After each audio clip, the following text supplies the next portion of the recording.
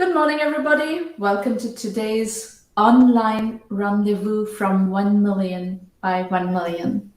1M by 1M, as you know, is the first and only global virtual accelerator in the world for technology startups. Our mission is to help 1 million entrepreneurs reach $1 million and beyond in annual revenue. And in support of that mission, we do a whole lot of different kinds of programming to be able to work with entrepreneurs out there. This is one of them. In these sessions, we do Q&A. I will be answering some questions and sharing with you some content today based on prior discussions, polls, etc. Of those, one of the polls we did recently of what kind of content do you want to see told us that you want to see startup ideas content. So we are right now sharing with you a lot on that topic. Today, I will also be sharing with you some of the trend developments in the PaaS sector, platform as a service. Please ask questions. Even if I don't get to them today, I will pick up those questions and answer next time. So by all means, ask questions. And I know one question that comes up all the time in these sessions is, if you have a project that you want me to review with you and go over, give you feedback on, please come to our free mentoring roundtables. Those happen every Thursday morning at 8 a.m. Pacific time. So what you need to do is go to our website, 1mby1m.com, go to free public roundtables, and you will find the entire schedule as well as registration links and everything over there. All right, let's jump into the first question. I'm going to actually start with the PaaS question. Question is, you talk a lot about PaaS. What is the evolution of the PaaS trend currently? So at the end of 2019, I had published Cloud Stocks Top 20 for 2020. You may have read it. I provided a summary of which SaaS companies are succeeding on the basis of a strong PaaS strategy. PaaS is platform as a service. Also, AI and a robust developer ecosystem.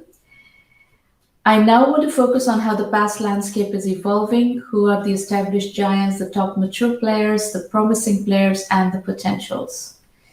Cloud stocks are doing exceptionally well through the pandemic. If you're wondering which ones are likely to go further, please pay attention to their PaaS strategies. PaaS creates exit barriers, deep moats, excellent pipelines for new products, acquisition prospects, and overall multipliers that strong SaaS companies should all consider. Over time, I expect hundreds of PaaS ecosystems to develop, each spawning 1,000 smaller companies.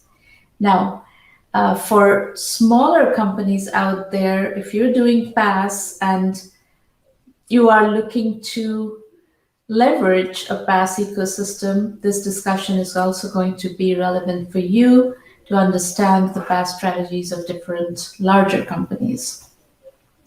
Let's start with the established PaaS giants. And this list includes cloud companies with a thriving PaaS ecosystem that has spawned several businesses. Salesforce.com tops the list. Its App Exchange marketplace has empowered smaller companies like Velocity to build industry-specific solutions and build sustainable businesses that translate to billion-dollar valuations and exits. Velocity was recently, last year, acquired by Salesforce for $1.33 billion.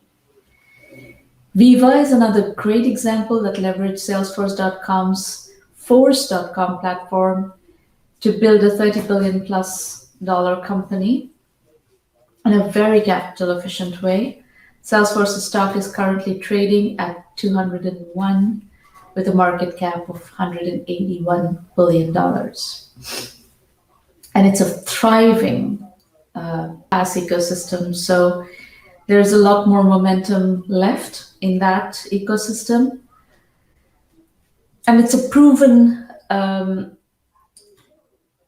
platform that does generate lots of good ecosystem behavior.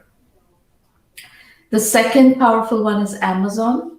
AWS is known primarily for infrastructure as a service, but it has a mix of both infrastructure as a service and platform as a service offerings. Its PaaS offerings support AI and machine learning, including IoT, storage, migration services, security and governance, content delivery, database, and analytics. Popular PaaS offerings include Elastic Beanstalk. Elastic is also a good company. Fargate and Lambda. Lambda powers Atlassian's Forge. Atlassian is another great PaaS ecosystem. I'm coming to it in a moment, but it powers Atlassian's Forge, a new app development platform.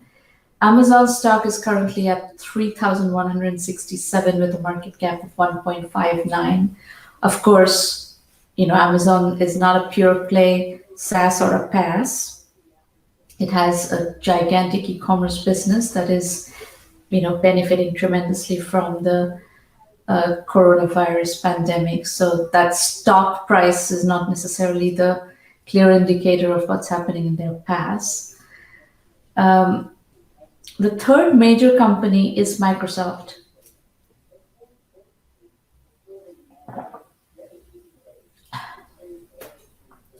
The Azure PaaS allows developers to build and deploy apps through software development kits that are available for several languages and several server-side technologies, including .NET, Node.js, PHP, Python, Java, Go, Ruby, etc. Its apps cover an entire range of services such as analytics, AI, collaboration, sales, and marketing, and so forth. The use cases of these apps scale across industries such as agriculture, education, health, and retail, to name a few. However, like Amazon, Microsoft is not a pure play PaaS. So its PaaS statistics are not distinct, and it's difficult to gauge the impact of PaaS on its business and stock.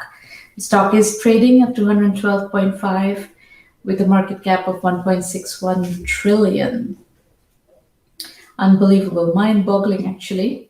But I think in Microsoft's case, Azure and its cloud strategy has been a very big driver of their phenomenal stock market performance. So I think there's a tremendous emphasis on what's happening with the Azure ecosystem there. Okay, we'll shift categories to the mature PaaS players, top mature PaaS players. Here we will focus on cloud companies that have a mature PaaS strategy with thriving app marketplaces and developer ecosystems. Note that the focus is on platforms that support thousands of app entrepreneurs through their PaaS marketplaces. Atlassian is huge. Atlassian's marketplace has reached massive scale, recently surpassing $1 billion in lifetime sales. There are currently over 4,000 apps available on the marketplace, and developers have built 28,000 apps for their in-house teams. Across Jira Software and Confluence, over 60% of customer instances use at least one marketplace app. Atlassian seems to be inspired by the Salesforce playbook on several levels. It has recently acquired numerous companies from its PaaS ecosystem. Its stock is currently trading at 171 with a market cap of 41.95 billion. So very robust company, very robust performance. The next one that is on our radar is Shopify. Shopify has a thriving developer community and app marketplace. It offers more than 2,500 apps, most of which cannot be bought anywhere else except the app marketplace. About 87% of its merchants rely on apps created by its community for their e-commerce transactions. For the period 2014 to 18, Shopify has helped these developers earn $280 million in revenues. Nearly 25% of its developers have an annual income of over $272,000 through its platform. Its stock is currently trading at $1,053 with a market cap of $126.5 billion. And then we come to Twilio, which is another strong performer in the mature PaaS category. Back in 2014, when I interviewed CEO Jeff Lawson, Twilio's PaaS ecosystem included over 400,000 developers ranging from Fortune 500 companies like Home Depot and Walmart to startups. Twilio now has 179,000 clients and over 5 million developers building apps on its platforms. In my recent PaaS post, I referred to Twilio as a case study to avoid lumpy revenues. In 2017, Uber, which accounted for 12% of Twilio's revenue, suddenly decided to stop using Twilio and move its cloud communication development in-house. Obviously, there's a lesson to learn from Twilio's Uber fiasco. It's better to have 100 clients, each producing a solid chunk of revenue, than one client producing 12%. Since then, Twilio has recovered from the fiasco and its stock is currently trading at $249 with a market cap of $35.6 billion. And then finally, Splunk is on our radar as a wonderful PaaS ecosystem. They run a focused developer program that allows third-party developers to build apps on the platform. Currently offers over 2,000 apps on its marketplace called Splunk Base. Developers can build apps and integrations that offer database insights. Developers can leverage the Splunk enterprise customer base that has over 15,000 customers.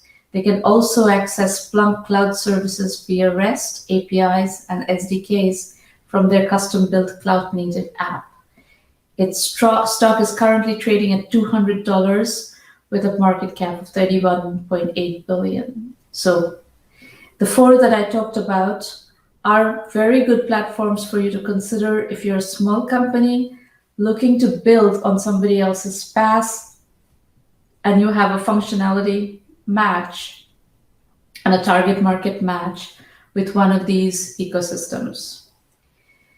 Of course, you may not have an alignment with either the top ones, the mature ones, or the giants. We've discussed 7 ecosystems. If you don't find a match in those 7, then you need to look at the next set of promising players. Intuit is on our list as a promising PaaS ecosystem. The QuickBooks online platform allows developers to build apps that could work with basic Intuit products. The App Store has hundreds of apps specific to tax and accounting industry. Its stock is trading at $302.91, market cap $79 billion. With millions of customers, it could be able to amplify its $79 billion market cap greatly by emphasizing a PaaS strategy. Hubspot. The platform allows developers to build apps and sell them through its app marketplace. It has delivered about 1 million app installs. Over 90% of its paying subscribers use apps to grow their businesses, and each of these users installs an average of 5 apps from its platform. Stock is currently trading at $258.46 with a market cap of $11.3 billion. MongoDB is third on our list of emerging promising players.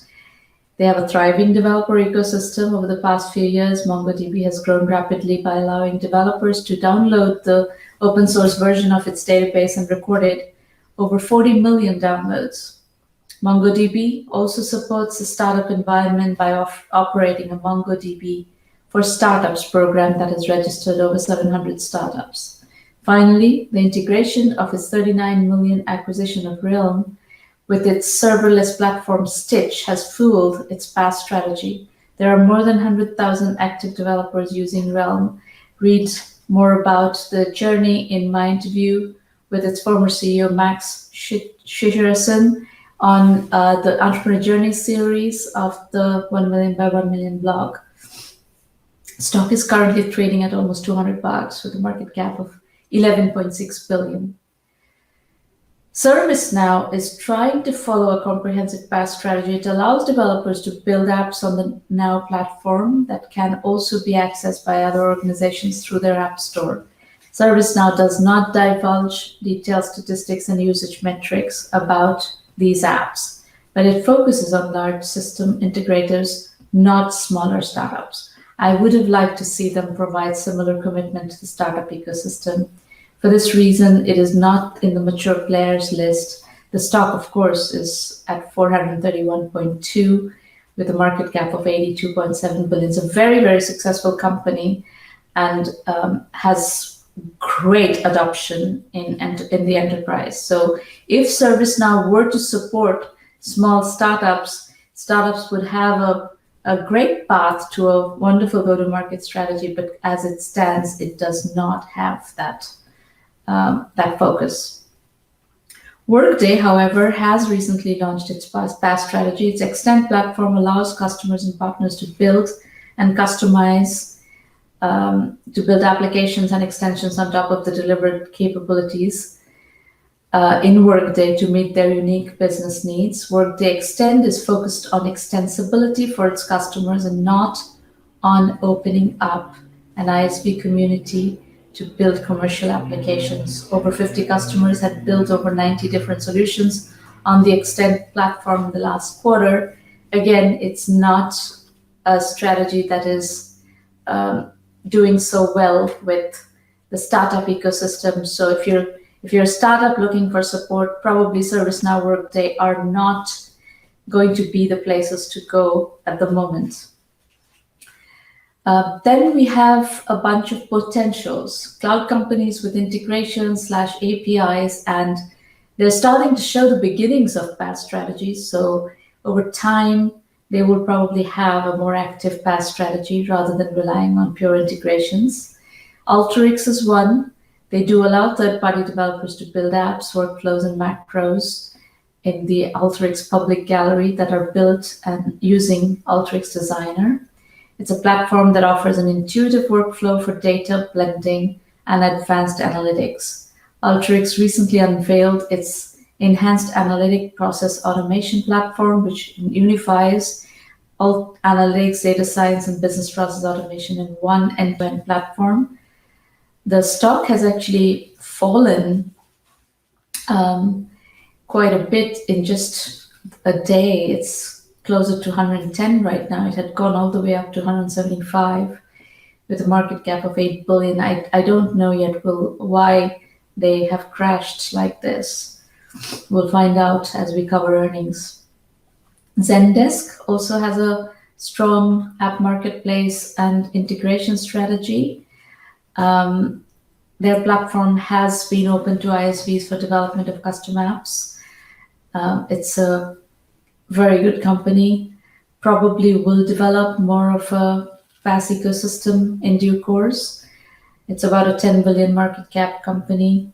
Viva is interesting. It's built a successful platform on top of Salesforce's PaaS capabilities. Now they have built its own, Viva has built its own platform called Vault, and they're going to try to do the PaaS strategy on Vault. So this is an interesting nuance. Very, very successful company. It's a 40 billion market cap company. And then SurveyMonkey has an integration model, API integration model that is looking to go towards a PaaS strategy, a more comprehensive PaaS strategy, about a $4 billion company. Five9 is about an $8 billion company that has a bit of a app marketplace where they show partner integrations. So these are all companies that are likely to come up in due course. overall, I think there will be, every single SaaS company is going to try to do a PaaS strategy. And those who don't, you would want to ask the question, why aren't they doing it? Because it is a powerful strategy. It is a successful strategy. It creates tremendous exit barriers, creates tremendous moats around competitive differentiation. So if you're a strong SaaS company, people will ask, why aren't you doing a good PaaS strategy? So this is something that I think is going to become a trend for this decade, this upcoming decade. And there are hundreds of really great SaaS companies out there. There are probably 200 plus that are over $100 million in revenue. And there are probably another 200-300 that are over $50 million in revenue. So it's a very, very robust category. Lots of companies are coming up that have very, very strong SaaS offerings, and they should each, broaden their footprints by doing a strong PaaS strategy. That is my observation, and I believe that we will see that. Right now, it's still very much at the beginning of that market, so we only see a few really well done PaaS strategies, but I think we will be seeing a lot more. Okay. So the next question I'm going to do is, do you have a startup idea for philanthropy in the post-COVID world? Now, we did a poll a few weeks ago asking what kind of material do you want covered in these sessions? And the overwhelming top answer, the poll winner, was startup ideas. So since then, every single session, I try to cover at least one startup idea. And these are my startup ideas, and you're welcome to take them and develop them. So today we're going to do this one about managing philanthropy. In a world economy devastated by COVID, threatened by climate change, ravaged by simultaneous natural disasters like tropical cyclone Amphan, the need for philanthropy has never been higher. This is also a world in which at least 250,000 people have a net worth of above $25 million. Just think about that. 250,000 people have a net worth of above $25 million. And at least 50,000 people have a net worth of above 100 million. 50,000 people each have a net worth over $100 million. It's a lot of money. While wealth redistribution is considered a vile phrase, philanthropy is palatable. The giving pledge has many takers. Mackenzie Scott, who was married to Amazon founder Jeff Bezos, is worth $60 billion in the virus-dominated summer of 2020, her fortune growing in leaps of Amazonian scale. She has just donated $1.7 billion. This startup idea is a philanthropy management software solution that would be sold to banks with wealth management practices. The assumption is that banks would white label the offering to their clients and charge a markup. Philanthropy is a deeply personal exercise. In America, the most common form of giving is donations to alma maters. Beyond that, philanthropy is aligned with people's passions. It could be poverty eradication. It could be chamber music. It could be climate change. It could be a cure for a disease. Philanthropy also has geographical nuances. Hometowns and ethnic roots have major sway. The software needs to take all of these into account. If a donor moved by widespread hunger decides that Sikh gurudwaras are a good channel through which he can help feed the poor, the software should be able to present 500 gurudwaras that can feed 500,000 people at the click of a mouse. All the procedural details of transmitting money should be worked into the solution, as should all the accounting to support appropriate tax deductions. Avoiding taxes is a major driver of philanthropy in the United States. The tax system is set up to incentivize giving. Banks and their wealth management practices often set up tax-free donor-advised funds from which philanthropic giving is managed. Therefore, relevant accounting is a key part of the software. What is of higher value, however, is a well-researched and well-integrated network of nonprofits that donors can contribute to. An art lover may want to contribute annually to 100 contemporary art museums. A classical music aficionado may want to support 100 chamber music festivals. Even within the common practice of giving to an educational institution, there needs to be provisions for more granular focus. Instead of giving to MIT, I may want to give specifically to edX or to the Poverty Lab run by Esther Duflo and Abhijit Banerjee, two Nobel laureate economists. Across thousands of universities and their respective disciplines and initiatives, this alone is a major improvement for managing philanthropy. Then there is K through 12. As COVID has exposed, the lower economic strata of society isn't equipped to buy laptops and broadband to access distance learning. I expect the world to be awash with digital learning tools that would need to be purchased by parents. Well, we need ways for donors to support schools and their ability to finance the low-income students' technology needs. What if a donor wants to finance 100 middle schools in California to the tune of 100K each? She needs to be able to do so seamlessly through this software. International reach is another key driver. Many donors have roots in countries with deep needs. Their passion for supporting their causes need to be accounted for in thinking through the specs for this solution. An example may be the response to Amphan, the deadly tropical cyclone to hit eastern India and Bangladesh in the middle of COVID-19.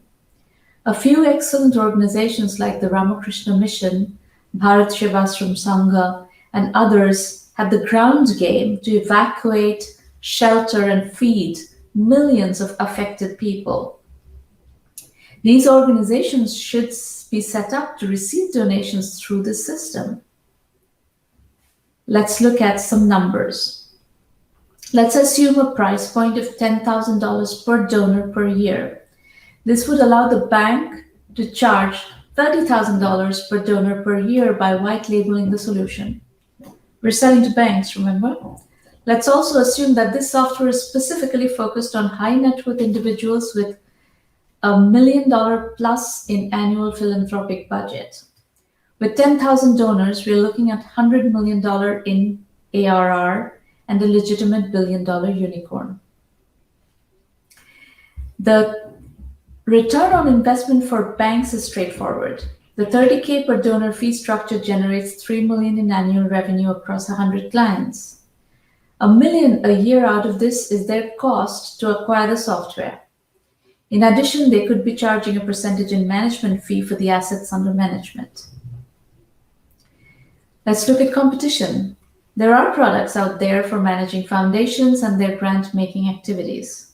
However, what I am proposing here is something that banks manage directly and without a large body of operational staff.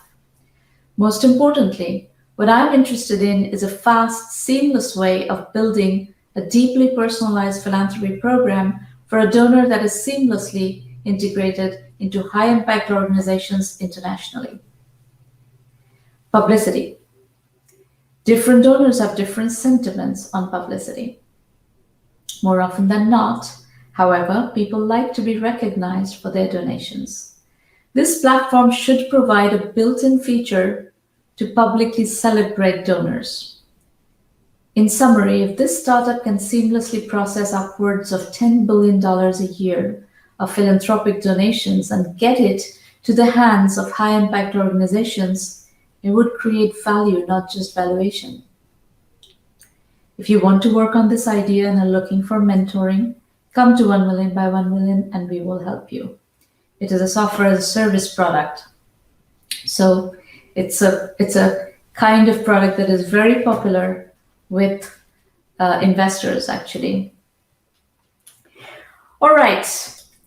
So I think that actually covers the content that I wanted to cover today. Last question, how can I get feedback from you on my venture? Always comes up. Yes, you're very welcome to come seek feedback from me on your venture.